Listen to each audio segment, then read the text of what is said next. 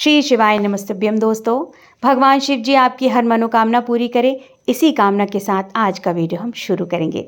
सबसे पहले तो दोस्तों, साल 2024 में 6 सितंबर दिन शुक्रवार को हरतालिका तीज मनाई जाएगी। हरतालिका तीज की आप सभी को ढेर सारी शुभकामनाएं।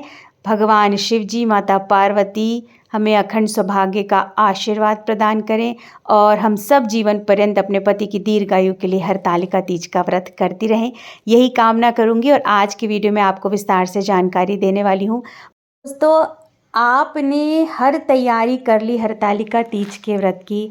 आपने नई साड़ी भी खरीद ली, आपने ब्लाउज़ भी बनवा लिया, श्रृंगार का पूरा सामान खरीद लिया, मेकअप का भी सामान खरीद लिया, मतलब ऑल टू ऑल आपने सब कुछ तैयारी कर ली।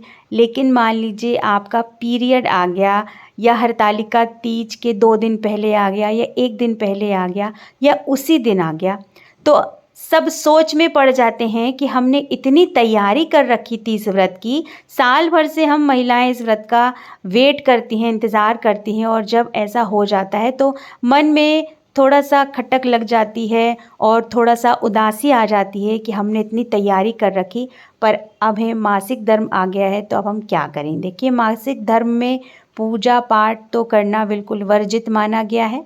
पहले दूसरे तीसरे दिन की तो कोई बात ही नहीं है। हमें मासिक धर्म जब तक पूरी तरह से समाप्त हो नहीं जाता, हम पूजा पाठ तो कर नहीं सकते हैं। तो ऐसे में सवाल ये आ जाता है कि क्या हमने जो नई साड़ी बनवाई है, खरीदी है, नया ब्लाउज़ बनवाया है, नई चूड़ियाँ लाई है, मेकअप का सामान लाया है, श्रृंगार का सामान लाया है, तो क्या हम नई साड़ी नई चूड़ी पहन सकते हैं? क्या हम आलता महावर लगा सकते हैं? क्या हम मेहंदी लगा सकते हैं? देखिए, ये जो व्रत है हरतालिका तीज का व्रत, ये इतना कठिन व्रत भी है। दूसरी बात, हम ये व्रत अपने पति की दीर्घायु के लिए, अखंड सौभाग्य के लिए और अपने पति के सुख सौभाग्य के लिए इस व्रत को रखते हैं। तो आपने जो नई साड़ी बनवाई है, मतलब जो साड़ी तैयार करवाई है, आप उसे अवश्य पहने, आप मेहंदी भी लगाएं, आप नई चूड़ियाँ भी पहनें, क्योंकि आपने व्रत तो धारण किया है। इस स्थिति में, मतलब कि राजस्वला स्थिति में जब स्त्री रहती है, तो उसकी जो मानसिक पूजा पाठ होती है, उसकी जो मनन करने की जो शक्ति होती है, श्रद्धा होती है भगवान के प्रति, तो इससे क्या होता है कि भगवान मतलब उस स्त्री को उस व्रत का पूर्ण फल देते हैं। इसलिए जब आपने इतना कठिन व्रत रखा है, क्योंकि हरतालिका तीज का जो व्रत होता है वो बहुत कठिन होता है, जब इतना कठिन व्रत रखा है, इतनी सारी कुछ तैयारी की है, तो बिल्कुल भी इस बात को ध्यान में मत लाइएगा कि आपको तैयार नहीं होना है। नहीं, आपको बहुत अच्छे से तैयार होना है। आपको मेहंदी भी लगानी है, आपको 16 श्रृंगार भी करना है, आपको चूड़ियाँ भी जो आपने नई लाई है वो पहनना है, नई साड़ी पहनना है, सब कुछ आपको जो है वो करना है, पूरा 16 श्रृंगार करना है, क्योंकि ये व्रत हम अपने पति के ही लिए रह रहे हैं। तो अखंड सौभाग्य की प्राप्ति के लिए जो है वो हमें इस व्रत में पूरा 16 श्रृंगार करना है। ज़रूरी नहीं है कि आप पूजा के पास नहीं बैठ रही हैं तो आप श्रृंगार नहीं करेंगी। नहीं, आप पूजा के स्थान से थोड़ी दूर बैठकर जो है वो हरतालिका तीज की व्रत जो कथा है वो अवश्य सुनिएगा, नहीं तो व्रत जो है वो अपूर्ण माना जाता है। तो कथा अवश्य सुनिए, भले ही जो है वो थोड़ी दूरी बनाकर रखिए, थोड़ी दूरी में बैठिए पूजा के स्थान से, बट आपको कथा अवश्य सुननी है।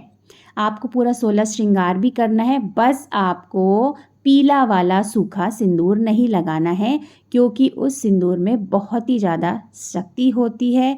तो ऐसे में मतलब राजस्वला अवस्था में, अशुद्धिकरण की अवस्था में वो पीला सूखा सिंदूर नहीं लगाना है। बाकी आपको जितना श्रृंगार करना है आप कर सकते हैं। आप आलता महावरी भी लगा सकते हैं, मेहंदी भी लगा सकते हैं, नई चूड़ी, साड़ी, बिंदी, आप सब कुछ लगा सकते हैं और पहन सकते हैं, ठीक है। तो यहाँ पर आप बिल्कुल परहेज मत करिएगा कि आप तैयार नहीं होंगे। आपको बहुत अच्छे से तैयार होना है और पूरे विधिवत तरीके से व्रत रखना है, और पूजा में थोड़ी दूरी में बैठकर हरतालिका तीज की व्रत कथा अवश्य सुनना है। सूखा वाला सिंदूर आपको नहीं लगाना है, आप लिक्विड वाला सिंदूर जो है वो लगा सकते हैं। इस बात का आपको विशेष ध्यान रखना है।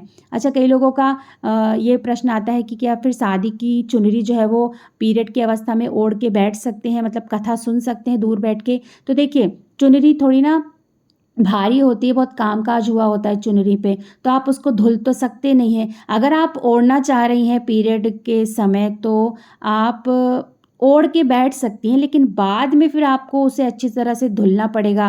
देखिए, धुलना तो जो है वो संभव नहीं है, क्योंकि बहुत कामकाज रहता है, बहुत उसमें मोतियाँ स्टोन लगे रहते हैं।